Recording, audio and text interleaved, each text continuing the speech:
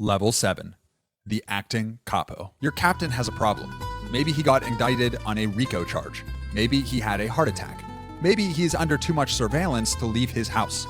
He points to you. You are now the Acting Capo. You are the substitute teacher, but with life and death power. You are running the crew, but everyone knows the seat isn't really yours.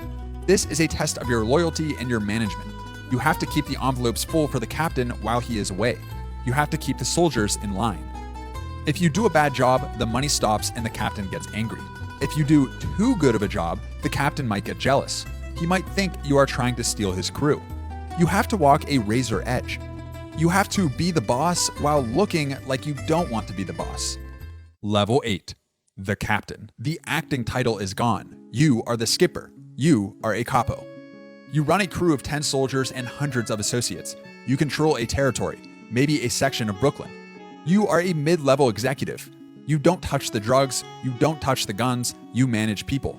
Your primary job is to buffer the boss. You meet with your soldiers in safe places, malls, parks, walk and talks.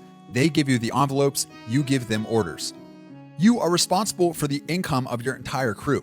If the economy is bad, you still have to pay the boss. If the FBI raids your gambling parlor, you have to find a new way to earn by next week. You are also the judge. When two soldiers have a beef over money, they come to you. You settle it. Your word is law within the crew. But you have a quota. You have to deliver a fat package to the boss every week. If you stop earning, you are replaced. And in this business, replaced means executed. Level 9. The Messenger. This is a niche position, but a powerful one. You are the diplomat. The families need to talk to each other, but the bosses can't meet. It's too risky. The FBI is watching every handshake. So they send you. You travel between the 5 families. You carry messages that can never be written down or spoken on a phone.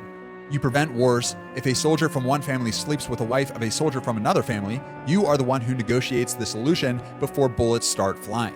You need to be charming, calm, and incredibly careful. Level 10. The Consigliere. You are now the third man in the big room. You are the counselor. You generally don't have a crew. You don't have a territory. You have the boss's ear. You are the only person in the hierarchy allowed to tell the boss he is wrong. When the boss wants to end a captain in a rage, you are the one who says, wait, think about the business, think about the heat. You are often a lawyer, or at least you think like one. You know the intricacies of the law. You advise on how to structure the scams to avoid RICO charges. You are the mediator. When the captains are fighting and the underboss can't fix it, they come to you. You are safe, usually. You aren't a threat to the throne. You are a toll for the throne. Level 11.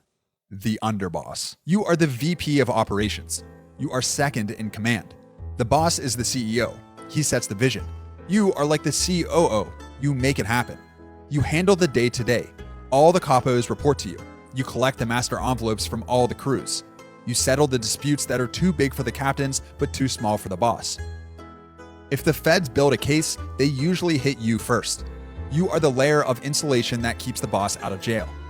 You are also the heir apparent. If the boss dies or goes to prison, the crown usually falls to you. But everyone knows it. That makes you the #1 target for every ambitious captain who thinks he can do a better job. You have to be strong enough to run the family, but submissive enough not to scare the boss. Level 12. The Boss, Capo Familia, the Commission. You made it. You survived the street wars, the prison sentences, and the treachery.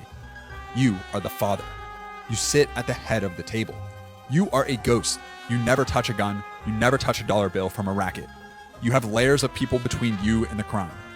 You whisper an order to your underboss, and 3 days later, a rival disappears. You deal with the commission.